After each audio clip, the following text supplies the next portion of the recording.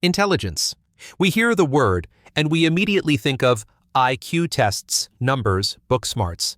The people who can calculate faster, memorize longer, solve problems that make the rest of us scratch our heads. But here's the strange thing. If you zoom out and actually look at life, the story isn't that simple. Some of the people with high IQs, the ones who can outthink everyone in a room, are also the ones who end up struggling the most. Struggling financially, struggling with their health, struggling to connect, to belong, to feel whole. Of course, many have argued that IQ is not the full picture. Psychologists and educators have offered broader definitions. Howard Gardner spoke of multiple intelligences. Daniel Goleman drew attention to emotional intelligence. These ideas gave us hope that maybe every person has their own unique type of brilliance. From these, children really would thrive if they were guided toward the kind of intelligence that matched their natural strengths. A kid who struggles with math might shine in music, or one who seems quiet might have deep intrapersonal insight. But here's the catch. Those ideas seem to work best when we're still in school. Once we step into adulthood, the picture changes. Life no longer tests you only on how you learn. It tests you on how you adapt, how you choose, how you respond to pressures no classroom ever prepared you for. So isn't it a little too narrow to keep defining intelligence only in terms of learning styles? And more importantly, what good is it to categorize intelligence if the real world is throwing at us problems of a completely different scale? Technological disruption, shifting jobs, economic uncertainty, global crises. So what's going on here? How can someone be brilliant on paper yet lost in practice? And how can someone with average test scores end up thriving in ways that really matter? Maybe the problem is with the lens we've been using. What if intelligence is about direction, about persistence, about the ability to adapt when life doesn't go the way you planned? And is there a definition of intelligence that truly fits adulthood? That's the question I want us to explore together. Part 1.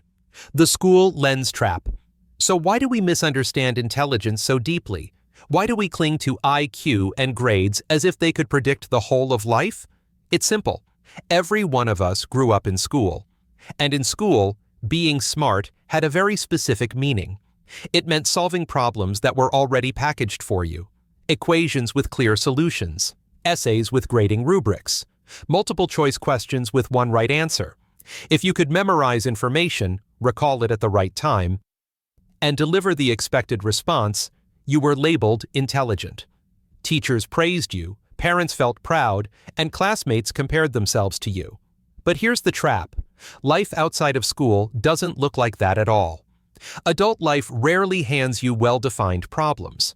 More often, you're staring at situations with incomplete information, choosing a career, navigating relationships, managing health, and you don't even know which problem is the real problem yet. Sometimes you sense that life is going wrong, that heaviness of something's not working, but you can't even name what the actual issue is. Is it your job, your habits, your relationships? The challenge isn't just solving a problem, it's figuring out what problem to solve in the first place.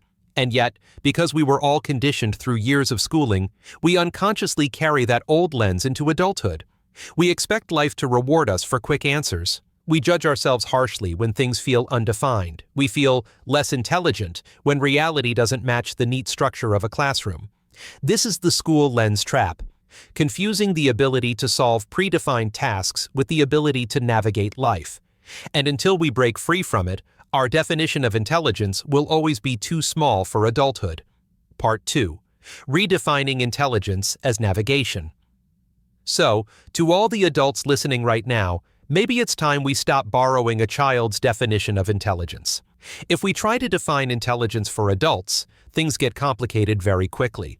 Because unlike school, where everyone was measured by the same test, adulthood has no single scoreboard. We are not chasing the same prizes anymore. One person is working toward wealth. Another is searching for peace. Someone else is building a career that proves their worth, while another quietly devotes themselves to raising a family. Some crave freedom, some want to make an impact. But here's the deeper truth. Even though our destinations are different, there is one thing we all have in common. We want something. We are all moving toward something, whether we can name it clearly or not.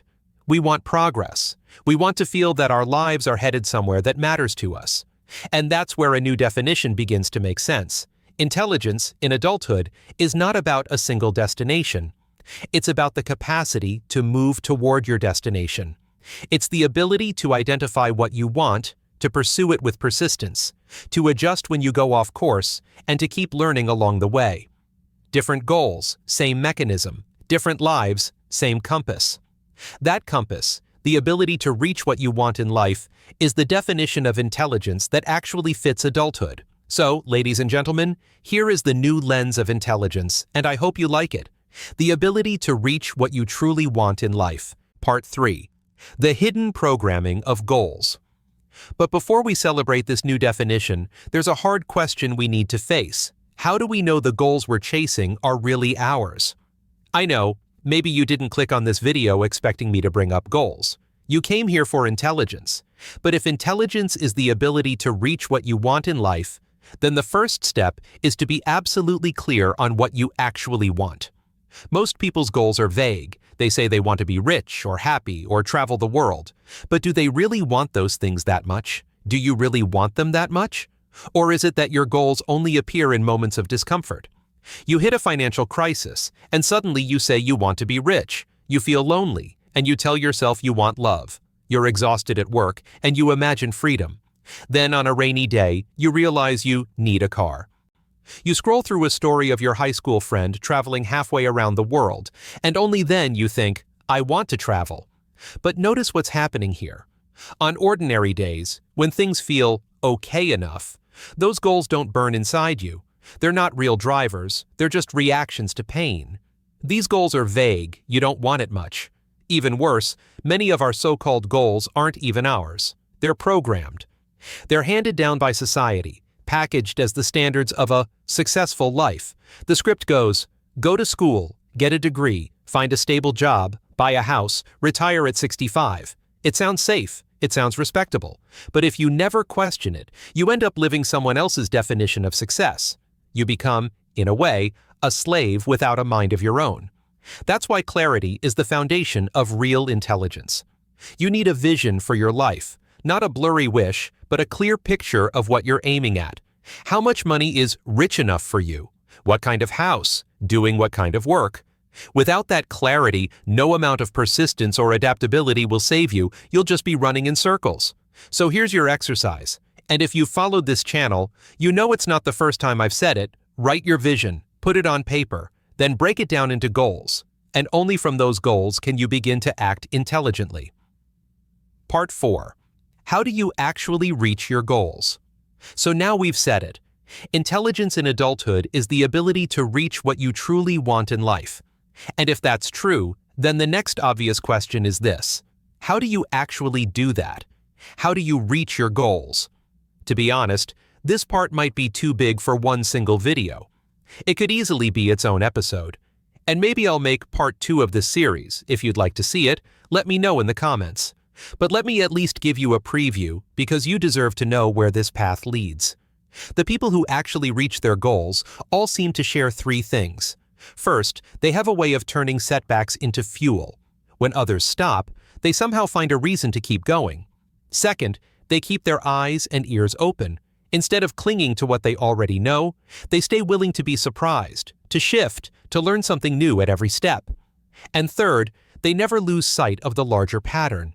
They see how one part of life connects to another, how chasing one thing blindly can quietly cost them something even more important.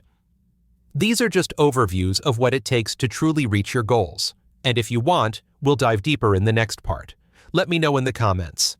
So let's bring this all together. Intelligence is the ability to reach what you truly want in life. That's the compass we've been building together in this video. But here's where it gets interesting. Defining intelligence is one thing, learning how to actually use it is another. There are specific skills, practical, learnable skills, that separate people who dream from people who achieve. And once you understand them, your entire way of moving through life can change. If you want me to break this down step by step in the next video, drop a comment and let me know. I'll make part 2 about the real skills behind persistence, openness, and seeing the bigger picture. And don't forget to subscribe, so you'll be the first to see it when it's out.